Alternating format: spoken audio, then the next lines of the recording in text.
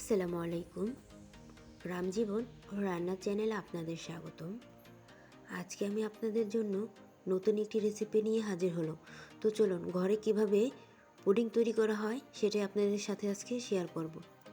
আমি একটি পাতিলে 1 কেজি দুধ নিয়ে ভালোভাবে জাল করে নিচ্ছি। দুধটা ঘন হয়ে আসলে আমি চুলার জালটা বন্ধ করে বাকি উপকরণগুলা তৈরি করব। তো দেখুন আমার দুধ ঘন হয়ে গিয়েছে। সুন্দর করে ঘন করে দুধগুলা জাল করে নেবেন, তাহলে পুডিংটা ভালো হবে। তো চলুন দেখে আসা যাক বাকি উপকরণগুলা। আমি একটি পাত্রে 3টা ডিম নিয়েছি। আপনারা চাইলে কেউ বেশি কমও নিতে পারেন। 1 কেজি দুধের জন্য আমি 3টা ডিম নিয়েছি। আপনারা চাইলে একটা বেশিও নিতে পারেন। এখন আমি এই ডিমের মধ্যে ভ্যানিলা ফ্লেভারটা মিশিয়ে দিব। এতে করে ডিমের গন্ধটা কমে যাবে। স্বাদ মতো চিনি দিয়ে দিব। এখন আমি এই ডিমগুলা ভালো করে ম্যাশ করে নেব। তো আপনারা খেয়াল রাখবেন ডিমে যেন জেলির মতো সাদা অংশটা না থাকে। খুব ভালো করে ডিম ম্যাশ করে নেবেন, তাহলে আমার পুডিংটাও সুন্দর হবে। দেখুন ডিমটা হয়ে গিয়েছে। এখন আমি একটি ফ্রাই প্যানে ক্যারামেল তৈরির জন্য চিনি নিয়ে নিলাম। চিনির সাথে আমি সামান্য পরিমাণ পানি দিয়ে দিব। এখন আমি অল্প আঁচে নেড়ে চেড়ে একটি ক্যারামেল তৈরি করে নিব।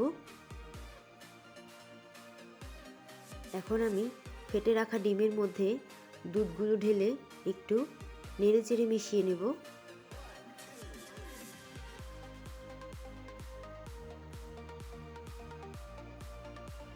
দেখুন আমি দুধগুলো ডিমের সাথে মিশিয়ে নিচ্ছি।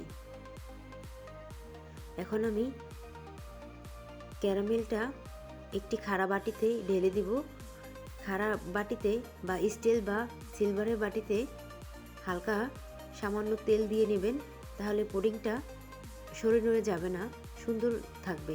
তো দেখুন আমি ক্যারামেলের ভিতরে দুধগুলো ঢেলে দিলাম। এখন আমি একটি হাঁড়িতে পানি নিয়ে এর মধ্যে স্টিলের জলকান্দাটা বসিয়ে দিয়েছি। আমি আমার ক্যারামেল মিশানো পুডিংয়ের বাটিটা ঢেকে গরম পানির হাঁড়িতে বসিয়ে দিব।